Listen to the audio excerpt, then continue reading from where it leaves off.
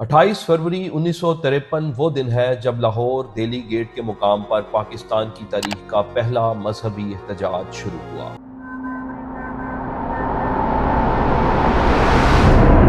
ये एहतजाज था कादियानियों के खिलाफ और डिमांड थी कि इन्हें दायरा इस्लाम से खारिज किया जाए। क्या आप जानते हैं कि यही वो एहतजाज था जिसके नतीजे में पाकिस्तान की तारीख का पहला मार्शल लॉ भी लगा, जिसका नफाज लाहौर शहर की हद तक था। वैसे तो 1958 में अयूब खां की तरफ से बनाई जाने वाली फौजी हुकूमत को पहला मार्शल लॉ कहा जाता है, मगर हकीकत कुछ और है, जिसकी तफसीलात हम आपको इस वीडियो में बताएंगे। और एक दिलचस्प बात जो शायद आप ना जानते हो कि 1953 में होने वाले यही वो फसादात थे जिनके जुर्म में आलिम इस्लाम के एक बड़े नाम मौलाना मौदूदी को फांसी की सजा भी सुनाई गई। ये सजा क्यों हुई, उन्होंने ऐसा क्या किया था, सजा किसने दी और इस पर अमल क्यों ना हुआ? कादियानियों के खिलाफ होने वाला पाकिस्तान का पहला एहतजाज कैसे शुरू हुआ, नतीजा क्या निकला, कितने लोग इसमें कत्ल हुए और कैसे इसे रोका गया, ये सब जानिए आज की हमारी इस वीडियो में। तो शुरू करते हैं आज की वीडियो। दिन था 28 फरवरी 1953 का और एक बड़ी तादाद में लोग लाहौर दिल्ली गेट मस्जिद वजीर अली खां जमा हो रहे थे।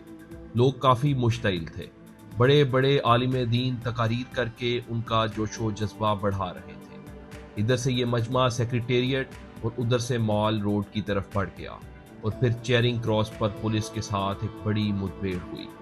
व्यूअर्स, हुआ कुछ यूं था कि 16 जनवरी 1953 को कराची में पाकिस्तान के तमाम उलेमा इकट्ठे हुए, जिसमें फैसला किया गया कि इस्लामी पाकिस्तान में कादियानियों की कोई जगह नहीं है। चूंकि ये लोग रसूल पाक सल्लल्लाहु अलैहि वसल्लम के खातमुन नबीयीन होने पर यकीन नहीं रखते, जो कि किसी शख्स के भी मुसलमान होने की बुनियादी ज़रूरत है, सो इन्हें इस्लाम से बाहर किया जाए। तमाम उलेमा ने मिलकर 3 शराइत तैयार की, जो 21 जनवरी को वज़ीर आज़म पाकिस्तान हाजा नाज़िमुद्दीन को पेश कर दी गई।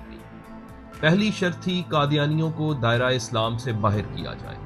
दूसरी शर्त, जिन भी बड़े सरकारी उख्तों पर ये लोग तैनात हैं इन्हें वहाँ से मुअत्तल किया जाए। और तीसरी शर्त थी कि ज़फ़रुल्लाह खान जो उस वक्त के पाकिस्तान के वज़ीर खारजा थे, जिन्हें कायद आज़म ने इस मनसब पर तैनात किया था और वो एक कादियानी थे, उन्हें इस उहदे से माज़ूल किया जाए। कुछ अरसा गौर करने के बाद वज़ीर आज़म ने इन तीनों शराइत को रिजेक्ट कर दिया, जिसके बाद मुल्क में वो हुआ कि तारीख का पांसा ही पलट गया। व्यूअर्स, 28 फरवरी से लेकर 2 मार्च इन 4 दिनों में हालात ने इस कदर बुरी करवट ली कि पूरा लाहौर शहर खून में नहा गया। कादियानियों पर हमले तो अपनी जगह, लोग सरकारी अमलाक जैसे कि हाई कोर्ट और पुलिस थानों पर अटैक कर रहे थे। IG पंजाब, DIG, SSPs और SP बजाते खुद इन्हें रोकने के लिए माल रोड पर मौजूद थे, मगर मुजाहिरे थे कि रुकने में ही नहीं आ रहे थे। बिलाहिर 6 मार्च को यह फैसला किया गया कि पुलिस और सिविलियन हुकूमत लोगों को रोकने में बिल्कुल नाकाम हो चुकी है। मुजाहिरे अब दूसरे शहरों में भी फैलने का खदशा था। करीब था कि पूरा मुल्क ही इनकी लपेट में आ जाता। वज़ीर आज़म पाकिस्तान ने यह फैसला किया कि लाहौर शहर में मार्शल लॉ लगा दिया जाए, और यही था पाकिस्तान की तारीख का पहला मार्शल लॉ। वो फैसला जिसने हमेशा के लिए फौज को ये आज़ादी दे दी कि वो जब चाहे मुल्क पर कब्जा कर ले। ये मार्शल लॉ तकरीबन 3 माह तक लाहौर शहर में नाफिज रहा और इसकी सरबराही कर रहे थे पाकिस्तान आर्मी के एक दबंग अफसर जनरल आज़म खान। फौज का एक्शन मुजाहिरीन के खिलाफ इतना सख्त था कि क्लियर ऑर्डर्स जारी किए गए कि लोगों को गिरफ्तार किया जाए, डंडे मारे जाएं और जो नहीं रुकता उसे मौके पर कत्ल कर दिया जाए। एक अंदाजे के मुताबिक 8 से 10 दिनों में करीबन 1000 लोग मारे जा चुके थे, जिनमें कादियानी भी शामिल थे और मुसलमान भी। फौजियों के इस शदीद एक्शन की बदौलत कुछ हफ्तों में ये हालात कंट्रोल में आ गए, मगर मार्शल लॉ को तकरीबन 3 महीने तक शहर में जारी रखा गया। अब मुजाहरे तो हो चुके थे, लोग मारे भी गए, गिरफ्तार भी हुए, मगर अब अहम मसला था हुकूमत पाकिस्तान अपनी रिट कायम करे। उन लोगों को पकड़ना था जिनको हुकूमत समझती थी कि इनकी वजह से ये सारा मसला पेश आया। वैसे तो बहुत सारे उलेमा इकराम और दीगर लोगों को इसके जिम्मेदार ठहराया गया, मगर 2 बड़े नाम पेश थे, और वो थे मौलाना मौदूदी और मौलाना अब्दुल सत्तार खान नियाज़ी। مولانا مودودی کو تو ہم سب ہی جانتے ہیں۔ مولانا نیازی بھی پاکستان کا ایک بہت بڑا نام تھے۔ تحریک پاکستان میں قائد اعظم اور علامہ اقبال کے قریبی ترین دوستوں میں ان کا شمار ہوتا تھا۔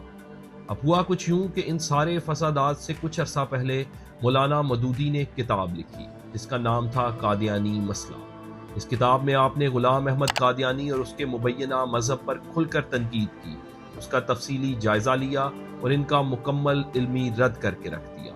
آپ نے ثابت کر دیا کہ یہ لوگ ختم نبوت پر ایمان نہیں رکھتے، اور ظاہر ہے ایسا شخص مسلمان بھی نہیں رہ سکتا۔ مولانا پر یہی الزام لگایا گیا کہ ان کی اس کتاب کی وجہ سے یہ سارے مظاہرے ہوئے ہیں۔ پورے لاہور شہر نے یہ کتاب پڑھی اور جذباتی ہو کر سڑکوں پر نکلے اور نقصان پہنچایا، اور ملتے جلتے الزامات مولانا نیازی پر بھی لگے کہ وہ بھی ان دنگوں کو شروع کروانے کی وجہ بنے۔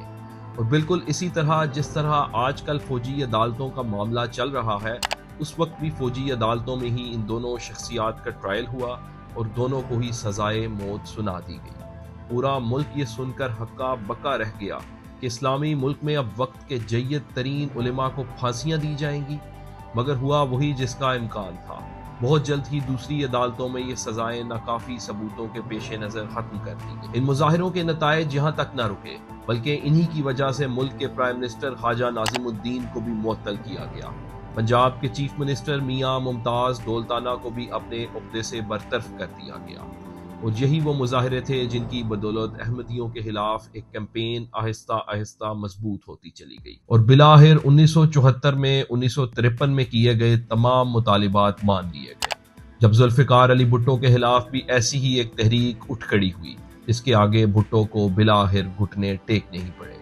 1974 میں ہونے والے ہنگامے کیسے شروع ہوئے، اس پر ہماری ایک دوسری ویڈیو موجود ہے جس کا لنک ڈسکرپشن میں موجود ہے، وہ ویڈیو بھی ضرور دیکھیں اور پاکستان کی تاریخ میں ہونے والے اس اہم مسئلے پر اپنی رائے بھی ضرور دیں۔ ہم امید کرتے ہیں کہ ویڈیو آپ کو پسند آئی ہوگی۔ اینڈ تک دیکھنے کا شکریہ۔ مزید ویڈیوز کے لیے ہمارا چینل سبسکرائب کریں۔